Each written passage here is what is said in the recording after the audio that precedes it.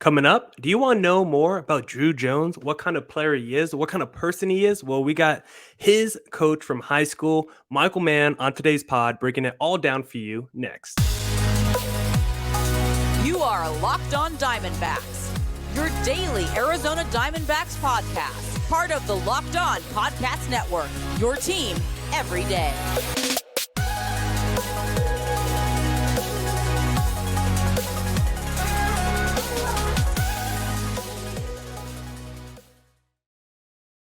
Welcome into the Locked On Diamondbacks podcast, part of the Locked On Podcast Network, your team every day listening to who? The always charismatic host of this podcast, Miller Thomas. I'm a multimedia journalist and I'm a graphic designer, so please go check out my website, millerthomas24.myportfolio.com. On there you can see all my latest work, from my packages to my articles to my photos and my graphic design. If you want to see more content by me, just follow me on Twitter at CreatorThomas24 for my personal account, or just look up Locked On Diamondbacks on both Twitter and Instagram for the podcast handle. And of course, thank you for making Locked On Diamondbacks your first listen every day. I would not be able to do this podcast without you, my loyal listeners, sharing, subscribing, reviewing, doing all that so I could do this podcast for you. Thank you. It's free and available on all platforms, so please continue to tell your friends. But without further ado, we got Wesleyan's assistant varsity coach, Michael Mann, on today's pod because he was there for the Druw Jones come up, and we're here to discuss, of course, Druw Jones, the number 2 overall pick for the D-backs. So without further ado, let's bring up Coach Mann. Let's take my name out of there.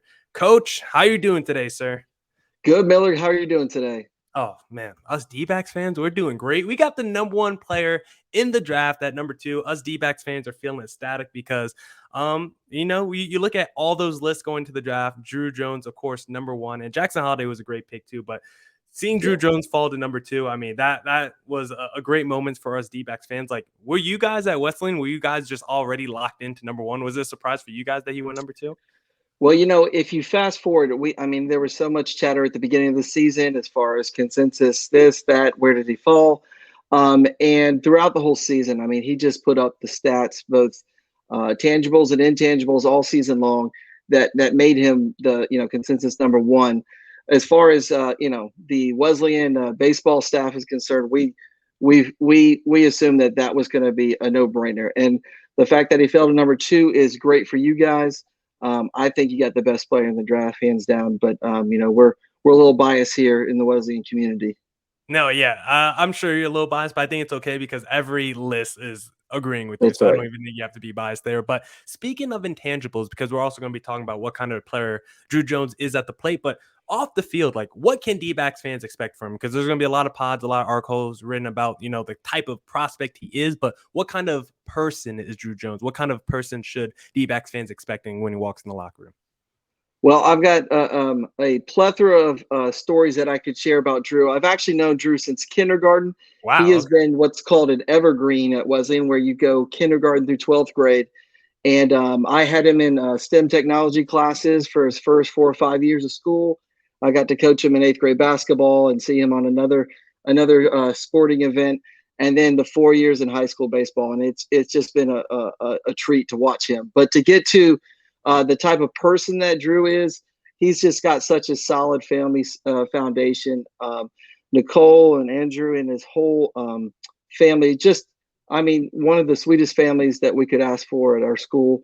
And I think if you talk to any of his high school teammates or even, his friends in the hallways, he was the most likable guy that you could approach. There was nothing about Druw Jones, the player, that you couldn't come up and talk to him in the halls, get to know him. I think the support that the community had, just let alone on his skill set and watching him play, which was amazing to watch.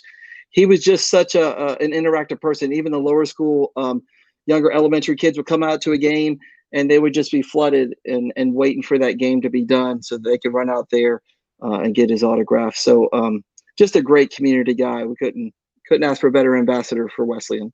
Yeah, it's great. It sounded like you played a little basketball there too, 8th grade. I wonder if you could have been a little two-sport athlete. We don't got enough of those going around in the modern day. But speaking of Druw, just overall, like, is he someone that was kind of like being the son of Andruw Jones? Was he kind of looked at like a little local celebrity in the community? Was there like a lot of fanfare already going to like his, high school games and stuff like that?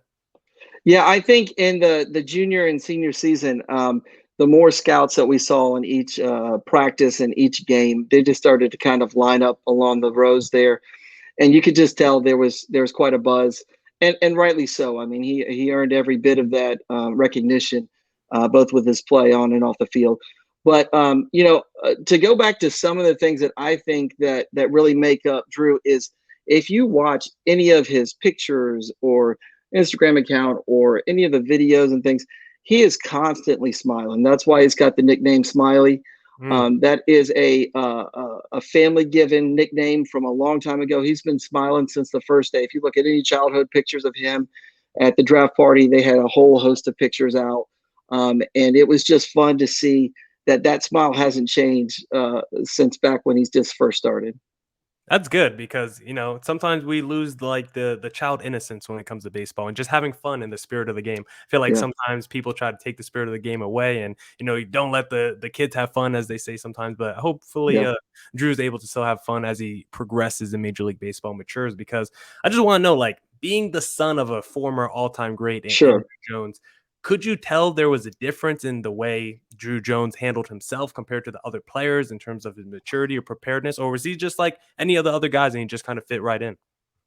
Yeah, I mean, I mean, as a coach, and I would say, speaking on behalf of the whole coaching staff, I think the way that he handled himself this season and last season, but especially this season, with as much pressure and all the things and all the different areas where he was coming into the limelight, he just he just took it with such humble grace and humility, and he really was just one of the guys in the dugout. Now obviously we knew what Druw could do when he got to the plate or when he was in the outfield, and just glide and make he just makes the hard plays and the hard parts of the game just look so easy, and then you kind of know that you're watching something special. But as far as like how he was accepted, I think the dugout could not ask for a better leader. I'll give you one quick story. Jeez. Baseball coaches love some stories. So rather than just general chat, let me give you some kind of like in the dugout stuff that transpired. I think I've been at first base for a number of years, about 14 seasons, and lots of chit chat when guys get on base, how that bat went, all the above. But I'll tell you, as soon as he got to first, no matter if it was a hard single or he beat one out, or if it wasn't, a classic Druw Jones bomb, he would just switch gears to what he needed to do to get in and make that run, because he really just wanted to win. He just a great competitor, wants to win, doesn't care how he gets home. Whoever's going to get him across, he's going to get there one way or the other. I mean, he's got quite the wheels and the speed Mhm. and the instincts. Huge baseball IQ. But to my story, real quick, I would say when I came back to the dugout one time, and he didn't strike out many times at all this year, with 33 walks and 66 hits and, 13, 14 home runs. He was not in the dugout very much. But, we've got high school baseball, we got some umps here and there. When he came back one time, and it was a terrible at bat, and it wasn't even his fault. I mean, a way outside strike three call, just a rough night with the umpires. And you could tell he's frustrated, but he would just turn the page so fast.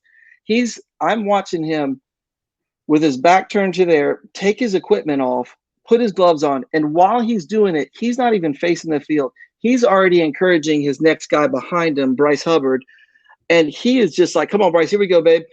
He is already turning the page like a professional would need to do. You can't sit and worry about the last at bat or the last call or how we're going to make up for it. You gotta move on.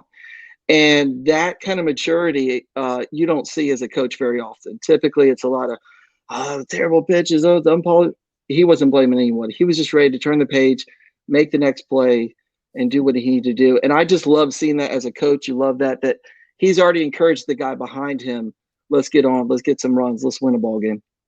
Okay, it sounds like he's pretty well at handling adversity then, because I think he's probably going to face some heading into this Yeah. D-backs organization, because I always have some question marks and concerns when it comes to player development over there. So hopefully it's a smooth ride for Druw Jones as he goes through the minor league system and hopefully becomes a future star for the D-backs team, because I know they would love I know they would love another championship in their future, and hopefully Druw Jones can deliver a ring for this D-backs team. But speaking of rings, Michael Mann, Coach Michael, the best place to get rings, we're going to do a little live read here, is Sure. BlueNile.com, because whether you're ready to pop the question or you're celebrating a milestone moment, find jewelry as unique as her with the modern convenience of online shopping at BlueNile.com. Blue Nile has simple online tools that let you choose the diamond shape, size, and clarity, as well as setting style. Blue Nile's bench jewelers will then handcraft her perfect engagement ring. Looking for fine jewelry but having trouble choosing? Blue Nile has jewelry experts on hand 24/7, available via phone or chat to help you find a memorable gift at every budget. Make your moment sparkle with jewelry from BlueNile.com. And going on now is the Blue Nile anniversary sale. Save up to 40% on classic fine jewelry pieces and 25% on engagement ring settings. Plus, every order is insured, ships free, and arrives in discreet packaging that won't give away what's inside. Shop stress-free and find your forever piece. Go to BlueNile.com today. I'm in for Blue Nile. I've got a 20th anniversary just rolled around. I need to get over there and pick one up if we got a sale going. Oh, yeah, we got sales over there. Use code LOCKDOWN. We'll hook you up with an engagement ring, or, if you just need a special ring for that someone in your life. But back to Druw Jones, I guess, here, because that's who we got to talk about today. Where do I want to go next? Because Druw Jones, of course, being the son of a former player, how quickly did you notice that this guy was special? Like, how early? Because you said you've been there basically his whole life since kindergarten. How early could you tell he was a special kid? I mean, that's the fun thing for me. I look at Druw like a lot of our students and athletes, and it's just so fun to watch them develop. But yes, there's quite a bit when you have to live sort of not so much in the shadows, but just that constant question. I think that's probably the question that Drew's been asked more than any other question is that. And I love his response no matter where I see him online. It's always like, I love my dad, appreciate it. I know what he's done, I respect it, but I want to be who I want to be. And I think Drew's gonna shine, and he's gonna be coming to his own when he ends up out there with you guys. And I think you're going to get to see both the best of Andrew Sr., but you're also going to get this young, amazing talent that we will hopefully see on the big screen sooner than later. I think he has so many different tools. It's not just one or two skill set. I mean, I think there's plenty of smart scouts out there that know a lot more than I do, and I think those 5 tools are going to come into play real quick. Yeah, and it doesn't help, when your father's a great player and then you literally just inherit his name, just the junior, you're just going to get peppered with questions, just like we see with Vlad Guerrero Juniors of the world as well. But those guys, I mean, now Vladdy, he's really coming to his own. He's become an all-star MVP candidate. Now, you don't really have as many conversations about his father. And if it is, it's like, is Vladdy Guerrero Jr. going to be better than his actual dad? So now, we'll see how Druw Jones progresses as he comes to the majors, because his dad was someone that was pretty phenomenal as well. So I wonder if Druw Jones could get to that level or maybe even surpass him, because he does have that kind of skill set. And that's where I kind of want to lead into next. What was it about his game? What stood out from his game? What skill set did he have? What strong tools? Because it seems like he's a 5-tool player. Was that something you just noticed from day one, or is this something he really developed? Yeah, I mean, when you throw batting practice to this guy, it just sounds different, and there's been a number of guys that have come through Wesleyan, Jahmai Jones and others. And sometimes you just hear them in a cage and it's just a totally different sound. Like a thunderstorm? It's like the sweetest sound you could ask for as a coach, because you know that you're in a cage, but that thing's going either over the wall or in the gap. And to see him do that same motion over and over and over again, it really doesn't, you never get tired of seeing it as a coach. His hands are just so lightning quick for whatever little, nuances as far as pitches and pitch selection. He has so many athletic abilities to be able to just change gears, whether it's location, up, in, out. He really can put the ball into play, whatever. And I'll say this about Druw. What I love is he just knows the times that he needs to hit for power, and we need someone to go to bat and do what Druw Jones does and hit for power. And then he will, in situations, know, right now to win this ball game, I don't need to hit a bomb. I need to put one in the gap and put these 2 in so we have a chance to get back in this game if we're behind or something like that. So I love how situationally aware he is. at every point in the game. And that goes back to that story of just quickly turning the page, encouraging his next teammates up. He's if it's offense or defense, he knows he can go out into center field and make 2 amazing plays and get us right back back in the batting order. Yeah, I like that term you use, situational awareness, because that's something that's, it's big in baseball. Because like you said, sometimes there's moments Yeah. where you need that home run, or sometimes it's like, you know what, the left side of the infield is open. They got the Yeah. over on. Let me just go in that direction. And a lot of players, they don't do that. You see those Joey Gallos of the world where they're not able to get out their own way. So I'm glad that Druw Jones has that situational awareness. But when you look at him as a player, as he enters the draft now, from where he started, like, what are some of the biggest strides you've seen him make in his game, if any? I don't know. Maybe he came in as like a ready-made prospect where you didn't have to do much molding, but if there were any strides, what have you seen from him? Yeah, so I'm not. I don't ever, start to say that I have anything to do with his hitting or swings. I would say I've thrown probably 10,000 balls to Druw Jones, and that's my label and claim to fame on that. It's been so much fun to throw batting practice to him. However, what he works on and the amount of time he puts in before practice, after practice, I know over at Full Count Baseball, AP has been a vital part of it. And then our hitting coach and some of our high school guys on our staff, Matt Plate and Brett Denny and Brian Kramer, he just needs tweaks in there and tweaks and things because he has such a good approach with everything. There's not a ton that we as the high school baseball coaches have to do to his swing. All that to say, to get back to his swing, like I've noticed an evolution from his freshman year to his senior year with, compliments to his hitting coach over at Full Count. And I've had a chance to talk with him a few times, even at the draft party, just hearing how he's broken down that swing and connecting, arms and hands and wrists with his hips. And he has, I know there's lots of, internet stuff about comparing his swing to his dad's and so on and so forth. But I'll tell you, that bat stays in the zone a long time. And it doesn't take much to hit that sweet spot. And you guys will see it real soon when that bat comes off the ball. Doesn't matter what park it's in, it's going to be put in a gap or somewhere deep. Yeah, how much do his legs play into that as well? Because what I'm seeing, it sounds like he's just a complete speedster as well, along with the power. So was the speed something you guys utilize a lot? Because I just feel like in modern day baseball, steals and stuff like that is not as used as much as it should be. And I'm hoping from Druw Jones it will be used. So do you think as he gets older and matures into that body a little bit more, that speed will still be there? I think at 30-30 for guys is a no-brainer for Druw within, his time as he develops in his frame. I mean, the frame itself is ready for he's health already. and conditioning and, nutritionist and all the things he's going to get at the next level is just going to make him pop. And I would say being at first base and knowing his leads and seeing it, for 4 years straight, it has been fun to watch because whether it's reading balls in dirt, or whether it's just picking up on nuances, as soon as he's headed back to the dugout, usually after he scored or stolen a few bases, he is already communicating what to look for in that pitcher. Any tips that give it off to getting a good jump and getting guys to second. It's not just about him and his stats. He's always trying to get his guys, let's put a few extra runs up here and call it a night. Okay. I think we should probably wrap up the pod. I'll let you simmer on this a Okay. little bit, but maybe you should come up with like your favorite Druw Jones story. Maybe it's the funniest one, the most enduring one. I'll let you simmer on that for a second. But if you want to place a bet, Michael, of of whether you think Druw Jones is going to win Minor League Player of the Year, you have to head to betonline.net because the fastest and easiest way to check in on all your betting needs. Find all your favorite sports and events as the #1 online source for odds, lines, and games. Find reviews and news of every league, including Major League Baseball, NFL, NBA, NHL, combat sports, esports, and even golf. BetOnline continues to be the top online resource for all your sports wagering information, from live betting, live in-game betting, scores, and podcasts that they have you covered for. So just head to BetOnline today or use your mobile device to learn more about the actions happening today.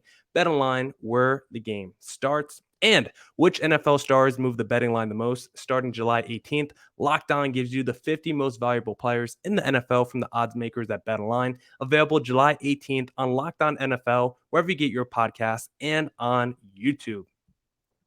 All right.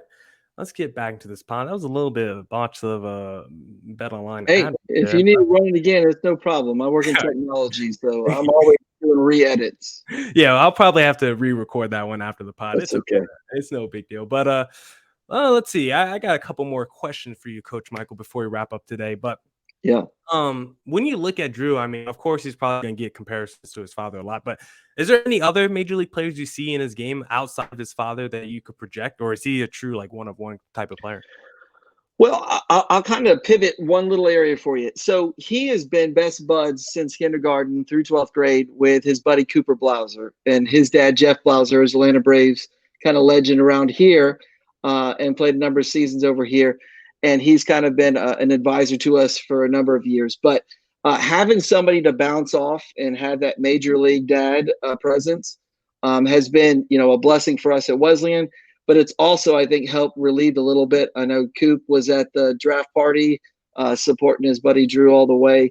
And it's great to see those two, just the deep connection they have and relationship. And Cooper's headed over on a full ride to Clemson and getting things kicking there. And hopefully, D-backs, you guys have to look out for Coop. Maybe he'll be your middle infielder here eventually. But just plugging our guy. But to get to, I think you asked about what's like one of some of the big moments I remember. I'll just fast forward because it's so fresh. About a month ago, to make a long story 30 seconds, I'd say we get to the state championship last year and we come up short. And there is just a look that Druw had in his eyes when we first kind of walked back on campus this season.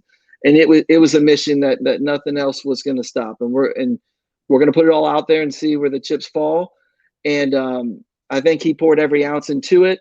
Lots of tight moments just to get to the big, return to the championship. Played out the Gwinnett Stripers area out there. Nice pro ball field to really see where these balls are flying that Druw was hitting. And I'll tell you what, we get in game one, we get started. It's a 2-2 count. We got a great pitcher on the other side with North Cobb. And Druw puts one down the right side gap, Oppo, not trying to do too much with it, puts it down the line, gets on third with a nice, fist bump, dugout's going crazy. And I mean, that's the kind of leadoff top of the lineup play that just set the tone for the whole state championship. And I think once we saw something like that, we're like, okay, he's on. The rest of us, let's turn it up a notch.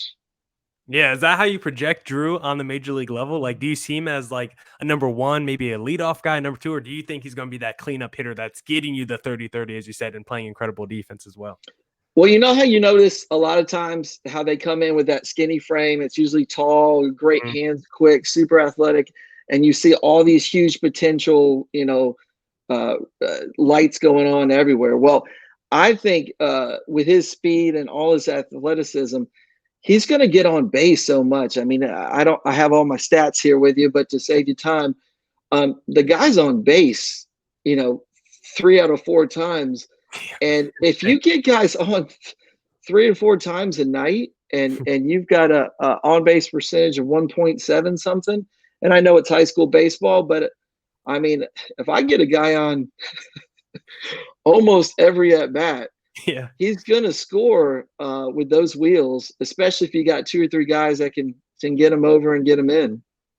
Yeah, and when I like project ahead for what he could look like on the major league level with his D-backs roster, I mean, because the D-backs are such a young team, where Corbin Carroll, maybe Alec Thomas, and the Druw Jones in the outfield, like that's what every D-backs fan is imagining right now. And they're like, that could be the most. Honestly, like we've been talking. I'm gonna have a guy on our Lockdown Prospects guy on the pod later this week. Like we're gonna discuss like could Druw Jones, Alec Thomas, and Corbin Carroll be like the best outfield in baseball in the next 4 years? When you've watched him in baseball, like how long? When you watched him in high school, like how long do you think it's going to take for Druw Jones to make it to Major League Baseball? Man, guys like Spencer Torkelson basically do it in a year. Well, you always knock on wood because you want him to go as fast as you can, but you wanted to do it in his time, and when he turns it on and is ready for it, there's no looking back once he gets that nod. So I'm sure that when that time comes, he will match that moment, because that's what he's done his whole career at Wesleyan, is in big moments, big games against big opponents with big pitchers. It's not big for him.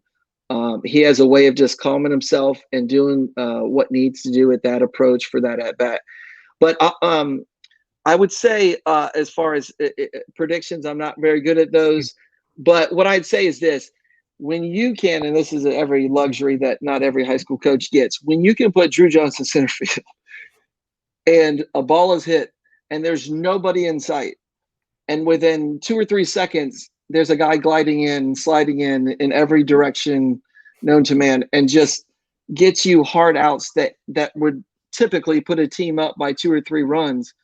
I mean, you're giving your offense such a chance. And with all 3 of those outfielders, I mean, if you get quick 3 outs and you're turning over the lineup and you're getting back to, hitting, I mean, Diamondbacks are going to be solid in that defensive position for a long time. Yeah, I don't think you're going to be able to score any runs in the outfield once No. Druw Jones is up on the big league level. Like, I think the D-backs defense is going to be one of the nastiest in baseball. And I bring up the projection question of how long he might stay in the minor leagues because a lot of these comps I see in terms of who he could be on the major league level. I've seen Bryce Harper thrown around a bunch, and he was drafted someone that was like 17, 18, and he only spent like a year in the minor leagues. And so that would be kind of crazy if Druw Jones did that as well. But he's someone that's getting comp to Bryce Harper. He's got the 5-tool skill set in his bag and everything. So I think Druw Jones obviously is someone that D-backs fans should be super excited about. I'm sure he's going to have a bright future in the D-backs organization. Coach Michael Mann, thank you for hopping on the pod today. Thank you for making it. Any last words about Druw Jones or anything you want to say before we head out? Yeah, I mean, just my lasting memory of him, other than that triple to start the game, was literally how the game ended. So, he came in game 2, he pitched, and then Reaper Cell came in to close things out. And there was we needed 3 outs to win the state championship and kind of put that ring on his finger and put a feather in his cap before he heads off to the draft. And there was a ball hit where he had to turn his hips, and then it was late in the evening. And I mean, it was MLB status that literally, is the reason why it just cemented that he is the number 1 draft pick, no matter where he lands in whatever the slot it was. You guys got the best player in the draft, and we couldn't be more excited here at Wesleyan. And that's not even a biased statement because literally go look at any pre-draft article. They had Druw Jones number 1. So Orioles, thank you for not selecting Druw Jones number 1. I'm glad he's a Diamondback. Coach Michael Mann, thank you for hopping on the pod today. You bet. And who knows? Maybe we'll have to bring you on once we see Druw Jones in the major leagues. Yeah, we might have to bring you on again. I got plenty of more Druw Jones stories, so anytime you need me. Okay, I appreciate that. Coach Michael, I'll catch you next time.